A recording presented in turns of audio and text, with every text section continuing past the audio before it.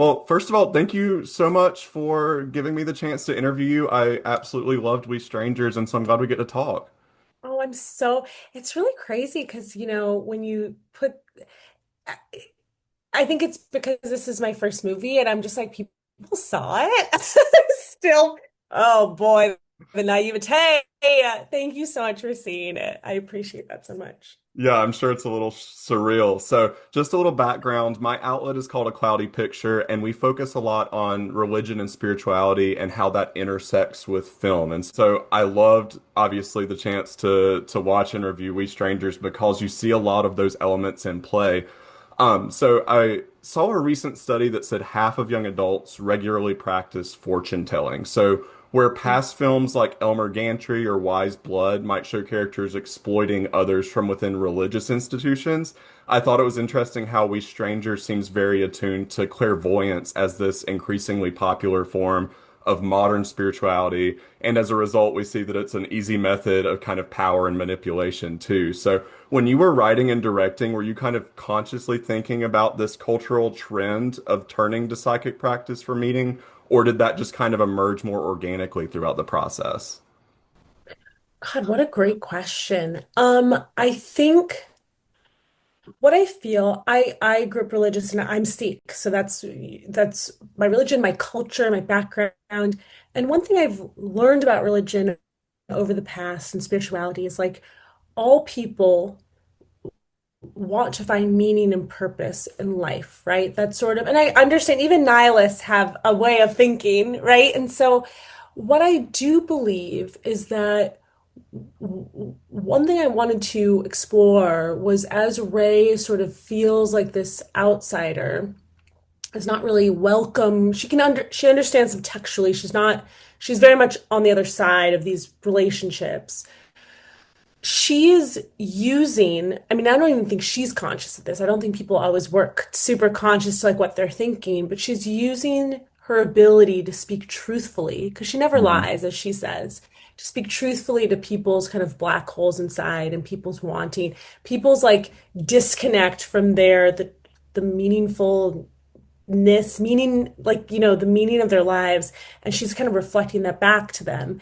And I think these people who are a little bit blind, I love that about her and think she has some special psychic ability. And who am I to say if she does or doesn't? I think she's deeply intuitive. And I also think a lot of psychics who are real and good and true and like have a connection to their deep intuition. And who am I? I'm not a scientist, so like I don't know what that all is. I won't conjecture. But so I feel like I'm sure what's trends in the culture affect me. Like I'm sure that's in there, you know what I mean? And also I've watched some of these medium shows and who can't help but watch these shows and go, is that person lying or is that person, you know, and I have my own morality around it or whatever, but like so to answer your question, it wasn't I'm sure it was conscious in a way. I wasn't at the forefront because at the forefront of my mind was like, how is this person using her ability to assimilate, code switch, to do tell people what they want to hear to gain access in a place that does not want to give her access. That was a bit more in my forefront of my mind, but I love that interpretation. I think that's really interesting. Yeah, no, thank you for that. And I absolutely love, like you said, that assimilation piece of it and sort of like the power dynamics because she's a cleaner, so she's literally cleaning up people's messes. But whenever she kind of like tunes into this aspect, it seems like she's almost being tasked with cleaning up their emotional and spiritual messes, if Yeah. you will. So talk to me a little bit about like the intention behind, like, what does that say about how the world perceives her, if you will? Well, I think that like first of all, I do like just exploring dynamics. Like Hmm. see certain any artist, like you see certain things in the world, and then you sort of want to reflect them back. And so I'm not trying to. I don't think that there's anything inherently wrong with having an employer-employee relationship. Like I don't think that's a bad relationship. what I find interesting is this sort of one person has a lot of power of like the push and the pull, right? The employer can be like, you're just like family to me, but actually, I'm busy right now. I can't talk to you. It's not a two-way street. I find it to be very fascinating. And like, how does a person who's the employee who is absolutely has their own life and dreams and a lot to offer, you know, what if that person says, "Hey, I deserve to be here. I deserve to be the main character of my own movie."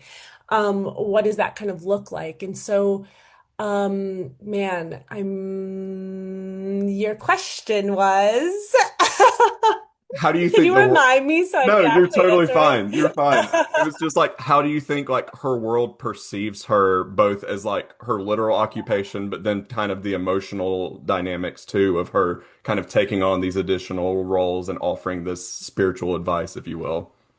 Right. I think she's in two worlds. I think she has Yeah. the world she's in with her family and her best friend, where she's very, very comfortable and she can move a lot more seamlessly. And then there's a world that she enters when she starts working for these families. And I don't even know if she is perceived. Like, I feel like Hmm. the decision, which is not that conscious, to like just tell this lie that spins out of control, I don't even I think it comes from feeling like you are completely just a fly in the wall and you don't matter at all. I love that. And you talked a little bit earlier about like who are you to say what's real, what isn't, like, and that sort of Right. thing. And so I loved how the structure, the editing, it was really providing this almost dreamlike tone. It was very ethereal. You've got like obviously the cutaways to that volcanic mountain. You've got the close-ups of cleaning. Even like there's a scene of her dancing that just feels very dreamlike in tone. So, how did you approach both from a directing standpoint and then in the editing room afterwards? How did you approach creating that very unique atmosphere? Yeah, so James Codianis edited it, and we've been editing films like shorts together since we were like 19, like since we were in college. And so we have this beautiful, I mean, he is a cinema savant. Like he's seen everything, and we have this beautiful language. And we were really conscious and desiring to make a movie that was in the third person subjective. So the way I sort of think of that is like, this is subjective. It is just Ray's experience. I want you to feel for Ray and really look at the world through Ray's eyes. Mm. But it's not this like handheld film that's just following her and we're like inside of her. We're still watching her. Like we're still watching her with a little remove and kind of being like omniscient watchers as well. And so the we were trying to create this tone that is both with her and with how she kind of moves through the world. Like this whole experience is sort of like going to be a memory. It is dreamlike.